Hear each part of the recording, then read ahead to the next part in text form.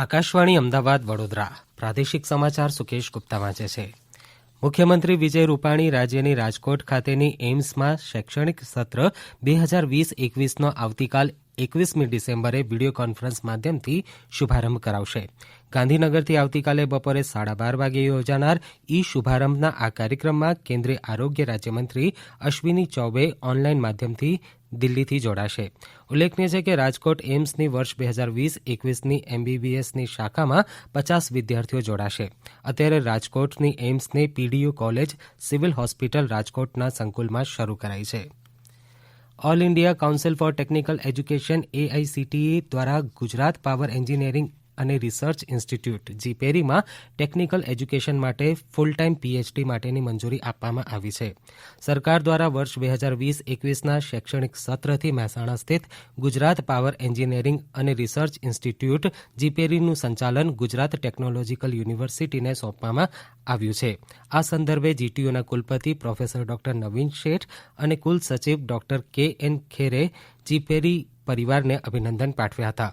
ઉત્તર ગુજરાતના વિદ્યાર્થીઓને ટેકનિકલ એજ્યુકેશન બાબતે જીપેરીમાં દરેક પ્રકારની તકો પ્રાપ્ત થાય તે હેતુસર જીટીયુ દ્વારા સફળતાપૂર્વક જીપેરીનું સંચાલન કરવામાં આવી રહ્યું છે, જેથી કરીને ઉત્તર ગુજરાતના વિદ્યાર્થીઓને ટેકનિકલ કોર્સમાં પીએચડી કરવા માટે મધ્ય ગુજરાત કે રાજ્ય બહારની કોઈ યુનિવર્સિટીમાં જવાની જરૂરત નહીં પડે.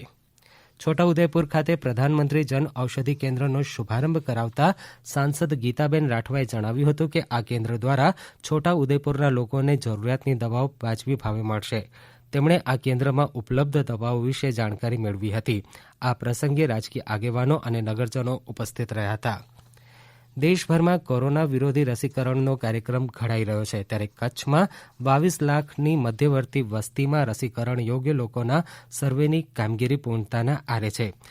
હાલ તુરંત 2,60,000 લોકોને રસી આપવા ધારવાયા છે. રસી સંગ્રહ માટે 4 મોટા ફ્રીજ રાજકોટ ખાતેથી આવી રહ્યા છે. રસીકરણથી નુકસાન થવાની અફવાને ટાળવા પ્રચાર પ્રસાર માટે આઈસી સેલ તૈયાર શરૂ કરાયો છે, જે માર્ગો પર હોર્ડિંગ લગાવશે, પેમ્ફલેટનું વિતરણ કરશે, વેક્સિનેશન માટે ઘરે જશે ત્યારે પત્રિકા આપશે. ભારતની રસી સલામત છે. કોરોના વાયરસને અર્ધજીવિત કરી વેક્સિન બનાવાય જેની સાઇડ ઇફેક્ટ્સ બહુ ઓછી હોય તેવું જિલ્લા આરોગ્ય અધિકારી ડોક્ટર પ્રેમકુમાર કન્નરે જણાવ્યું હતું. રોજ એક સ્થળે 100 રસી માટે રસીકરણ 4 જણાની ટીમ હશે, જેમાં વેક્સિનેટર, વેરીફાયર, ઘરેથી લાવવા માટે સપોર્ટ સ્ટાફ, સિક્યોરિટીવાળો. આ ટીમ દ્વારા રોજ 100 જણાને રસી અપાશે. વધુ માહિતી આપે છે જિલ્લા આરોગ્ય અધિકારી પ્રેમકુમાર કન્નર. ખાસ કરીને આપણે 4 ગ્રુપ પાડ્યા છે. 4 ગ્રુપ પ્રમાણે આપણે એનું વેક્સિનેશન સ્ટેપ વાઇઝ કરશું. જે પહેલો ગ્રુપ છે એ જે હેલ્થકેર વર્કરો છે કે જે ફ્રન્ટલાઈન સતત કોવિડ પેશન્ટની સેવા કરી રહ્યા છે, એવા લોકોને આપણે રસીકરણ કરવાના છીએ. એમાં સરકારી અને પ્રાઇવેટ બંને જે હેલ્થકેર વર્કરો છે એમને આપણે આ રસીકરણ કરશું. આ સમાચાર આપ આકાશવાણીના અમદાવાદ વડોદરા કેન્દ્ર પરથી સાંભળી રહ્યા છો. વધુ સમાચાર કોરોના અંગેના આ સંદેશ બાદ.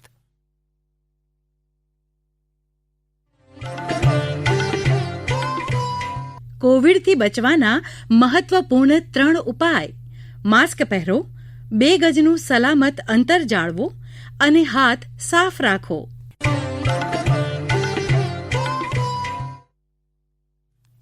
નડિયાદ પશ્ચિમ વિભાગમાં જિલ્લા કલેક્ટર શ્રી આઈ.કે. પટેલ અને પોલીસ અધિક્ષક શ્રી દ્વારા ફ્લેગ માર્ચનું આયોજન કરવામાં આવ્યું હતું.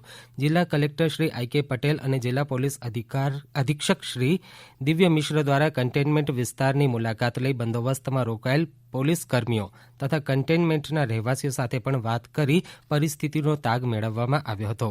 જિલ્લા કલેક્ટર શ્રી આઈ.કે. પટેલે જણાવ્યું હતું કે હાલમાં ખેડા જિલ્લામાં કોરોનાની પરિસ્થિતિ કાબૂમાં છે, પરંતુ પ્રજાજનોમાં આ અંગે વધુ સાવચેતી અને કોરોનાથી બચવાના કેન્દ્ર અને રાજ્ય સરકારના નિયમોનું પાલન કરાવવા તથા તે અંગે જાગૃતિ ફેલાવવા અંગે આજે આ માર્ચ પાસ્ટનું આયોજન કરવામાં આવ્યું છે. ગુજરાતના 300 મહિલા સરપંચોની કાર્યસ્થિતિ પડકારો જાણી અને તેના ઉકેલની દિશા બતાવવામાં મહત્વની કામગીરી બદલ જાણીતા સમાજશાસ્ત્રી અને સમાજસેવક પ્રોફેસર રમેશ મકવાણાને best leadership award Badlav national એનજીઓના પ્રમુખ ડોક્ટર શ્રીરામ આર્યના હસ્તે એનાયત થયો છે.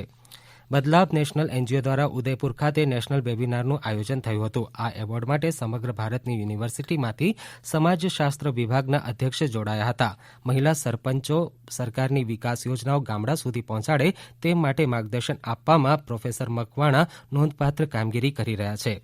પ્રોફેસર મકવાણાએ જણાવ્યું હતું કે મહિલા સરપંચો હવે ગામડાઓની કાયાપલટમાં પાયાની ભૂમિકા ભજવી રહી છે. કચ્છના સિરકીક વિસ્તાર પાસેથી ગઈકાલે સાંજે સરહદ સુરક્ષા દળે એક પાકિસ્તાની માછીમારની ધરપકડ કરી છે. ખરાબ હવામાનના કારણે આ માછીમાર ભારતીય સરહદમાં પ્રવેશ્યો હતો. સરહદ સુરક્ષા દળ દ્વારા વધુ શોધખોળ તપાસ અભિયાન ચાલુ છે. ગીર સોમનાથ જિલ્લાના સૂત્રાપાડા તાલુકાના લોઢવા ગામથી કોડીનાર જતા હાઈવે પર અબોલ પક્ષી કુંજનો શિકાર કર્યો હોય તેવી બાતમી વન વિભાગને મળતા સૂત્રાપાડા રાઉન્ડ ફોરેસ્ટના પોલીસ સ્ટાફે 4 મૃત કુંજ સાથે 2 આરોપીઓને પકડી પાડ્યા. વન વિભાગે બંને આરોપીની ધરપકડ કરી કાયદેસરની કાર્યવાહી હાથ ધરી છે. આકાશવાણી અમદાવાદ વડોદરા કેન્દ્ર પરથી પ્રાદેશિક સમાચાર પૂરા થયા.